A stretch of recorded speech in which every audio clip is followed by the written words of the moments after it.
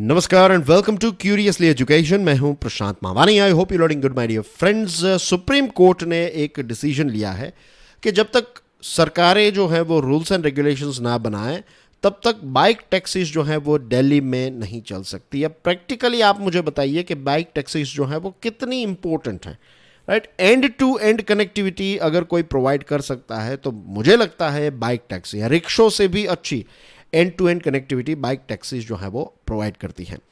Unfortunately हमारे देश में बहुत सारे ऐसे राज्य हैं जो एक यूनिफॉर्म रूल्स एंड रेगुलेशंस नहीं लेकर आ रहे हैं, right. They are shying away from their duty. उनको क्या करना चाहिए कि उनको एक ऐसा रूल बनाना चाहिए, और सिर्फ किसी एक राज्य की बात नहीं है, सारे राज्यों के अंदर रूल्स एंड रेगुलेशंस जो है वो सेम होने चाहिए। अभी कभी अगर आप अपने परिवार को लेकर कभी टैक्सी लेकर किसी दूसरे राज्य में गए हैं तो बहुत सारे अलग अलग राज्यों के अंदर ऐसा होता है कि अगर आप पीली नंबर प्लेट वाली कार लेकर आ रहे हैं तो आपको पैसे पे करने पड़ेंगे। और लेट्स से अगर आप एक छोटी सी 4 सीटर या एक हैचबैक लेकर जा रहे हैं, एक ड्राइवर है और 3 लोग आपके परिवार के हैं, राइट। एक आगे बैठा है, 2 पीछे बैठे हैं, 1 इज ड्राइवर, तो 4 लोग जा रहे हैं। पीली नंबर प्लेट है, यू विल पे एक्स्ट्रा पैसे।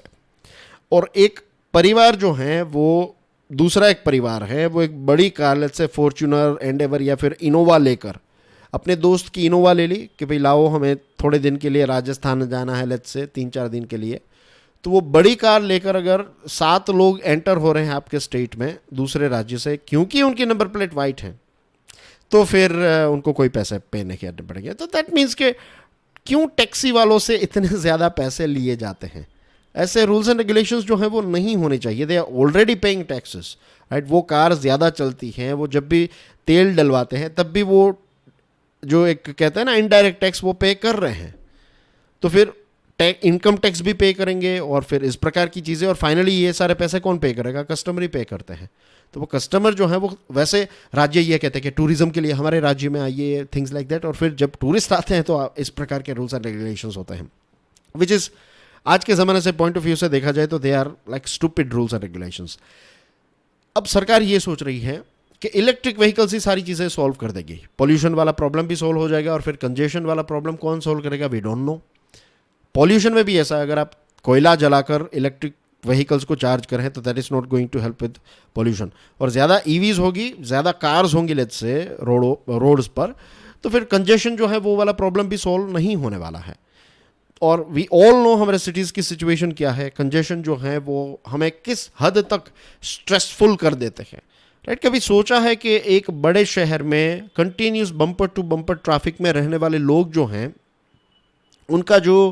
उनकी जो इंटरनल ऑर्गन है उनके ऊपर भी प्रेशर आता है, दिमाग पर भी प्रेशर आता है कि ऑफिस से घर के लिए जा रहे हैं और 2 घंटों तक अगर आपको कार में बैठना पड़ रहा है, और ख़ास करके महिलाओं के बारे में सोचिए आप कि वो अगर वॉशरूम जाना है नहीं जा पा रही हैं because of this traffic, and उतनी फैसिलिटीज़ भी आज भी नहीं है हमारे सारे शहरों के अंदर। तो कंजेशन के इश्यूज बहुत सारे हैं, जो समय वो अपने परिवार को दे सके वो हम नहीं दे पा रहे हैं बिकॉज ऑफ दिस कंजेशन। तो ये सारे प्रॉब्लम्स को सॉल्व करने के लिए अगर कोई चीज़ है, इसका रामबाण इलाज है, तो that is shared mobility. Shared mobility का मतलब ये होता है कि जो व्हीकल्स हैं, चाहे बाइक हों, चाहे रिक्शोज़ हों, सारी चीज़ें, और पब्लिक स्पेसेस जो है, पार्किंग स्पेसेस, इनको हम शेयर करें एक दूसरे के साथ। जो सिटी में रहने वाले लोग हैं वो हर कोई, मैं यहाँ पर टाउन और गाँवों की बात नहीं करूँगा क्योंकि ये इश्यू जो है वो अभी हमारे शहरों में ही हैं। टाउन्स में भी धीरे धीरे ये आएगा, लेकिन अभी बड़े शहरों में ही ये इश्यू हो रहा है कि कंजेशन बहुत ज़्यादा है, पार्किंग स्पेस जो है वो अवेलेबल नहीं है। तो शेयर्ड मोबिलिटी जो है उसमें सबसे बेस्ट चीज़ ये है कि जो पब्लिक स्पेसेस हैं उसका हम मैक्सिमम यूटिलाइजेशन कर पाएंगे। जस्ट इमेजिन कि जो ये कैब एग्रीगेटर्स हैं, जो ओला, उबेर एक्सेट्रा, तो ये टैक्सी कंपनी जो हैं, तो वो अगर बाइक भी आपको रेंट पर दे रही है या फिर आप हायर कर सकते हैं, उसमें पीछे बैठ जाइए, कहीं पर भी जाना है, right. Means I am sure आप में से बहुत सारे लोगों ने इसको यूज़ भी किया होगा। अहमदाबाद और दूसरे बड़े शहरों में इस प्रकार की फैसिलिटीज़ जो है वो होती भी हैं, लेकिन फिर लो नहीं होने में या फिर प्रॉपर लॉज नहीं होने के वजह से क्या होता है कि अगर इनका एक्सीडेंट हो गया तो फिर आपको इंश्योरेंस कवर मिलेगा नहीं मिलेगा। तो ये बहुत सारे ऐसे इश्यूज़ हैं। छोटी छोटी चीज़ें अगर मैं डिस्कस करने बैठूं तो फिर 15-20 मिनट तक हम ऐसे ही चीज़ों को डिस्कस करते रहेंगे। तो सरकार को एक ओवरऑल पॉलिसी लाने की ज़रूरत है इस चीज़ को लेकर, ताकि हम ये सारे व्हीकल्स का जो उपयोग है वो शेयर कर सके एक दूसरे के साथ, राइट। और it should be seen from commercial point of view कि सारी चीज़ें फिर सरकार रूल बनाए, अब सरकार ग्रास रूट के साथ उतनी ज़्यादा कनेक्टेड नहीं है। उसका एक दूसरा एग्जांपल है सुप्रीम कोर्ट, जो सुप्रीम कोर्ट ने डिसीजन लिया है कि बाइक पर अभी होल्ड लगा दीजिए, बाइक टैक्सेस पर। तो दैट इज़ समथिंग के मीन्स जो लोगों को तकलीफ होगी उसके बारे में मीन्स सुप्रीम कोर्ट को उतना ज़्यादा नहीं पता है, वरना इस प्रकार का होल्ड जो है वो नहीं लगाती।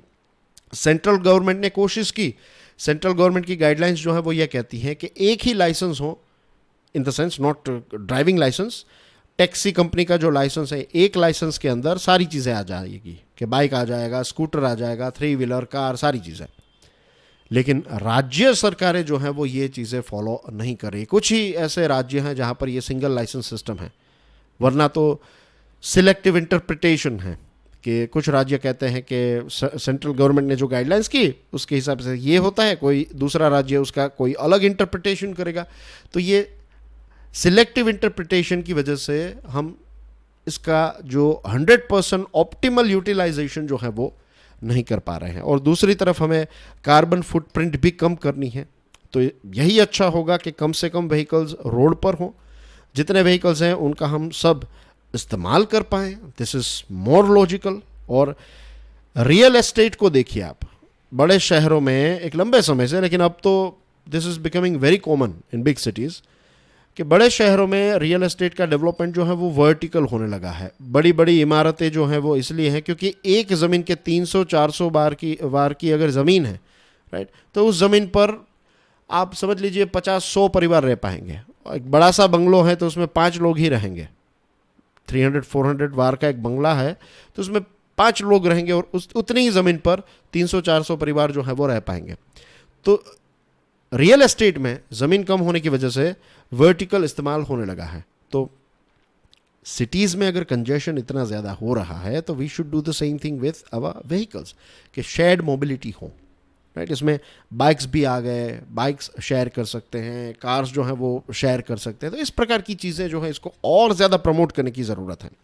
ग्लोबली अगर आप देखें, आप पेरिस चले जाइए, लंदन, मैड्रिड, बार्सिलोना, पोर्टलैंड, बड़े बड़े शहरों में जाएंगे जो एडवांस्ड देश हैं, तो वहाँ पर ऐसा होता है। लंदन की मैं अगर बात करूँ, क्योंकि I have spend a good amount of my life over there, तो अगर आप सेंट्रल लंदन जाएंगे तो 50 पाउंड आपको पे करने पड़ेंगे अगर आपकी कार लेकर आप जा रहे हैं, तो एक दिन के 50 पाउंड।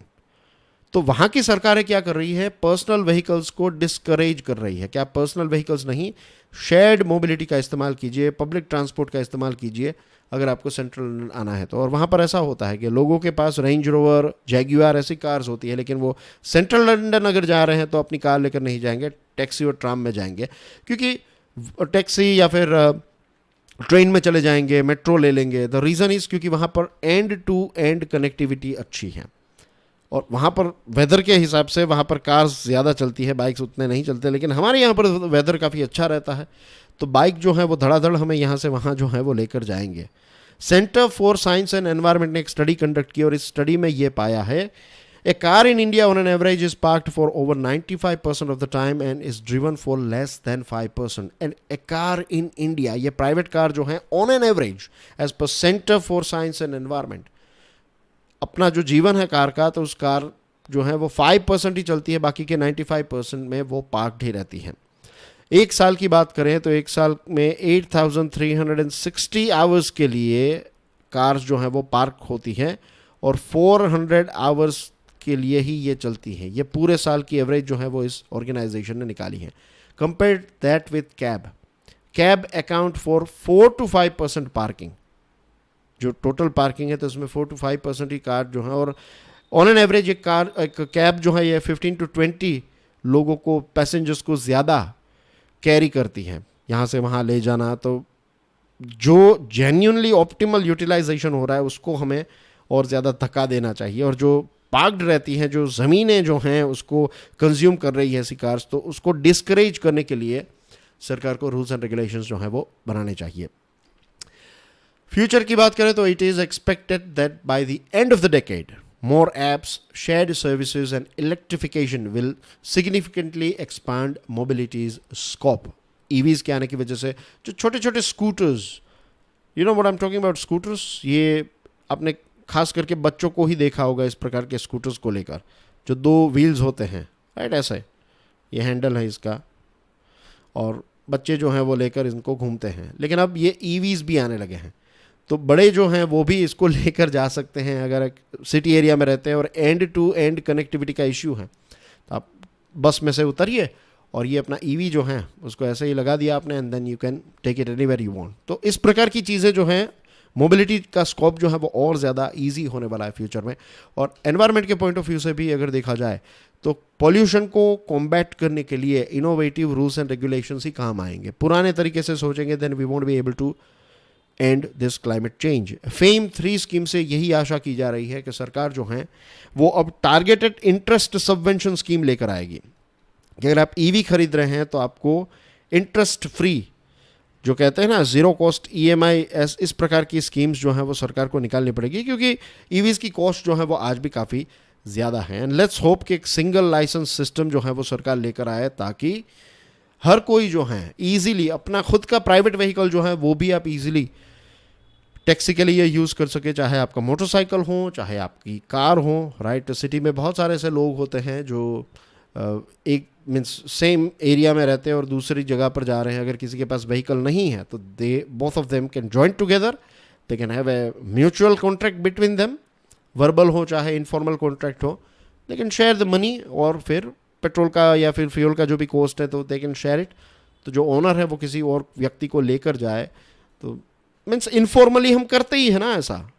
अगर इसको थोड़ा एक लीगली भी उतना ही स्मूथ बनाया जाए तो जस्ट इमेजिन के कितना बड़ा बदलाव और रेवोल्यूशन आ सकता है.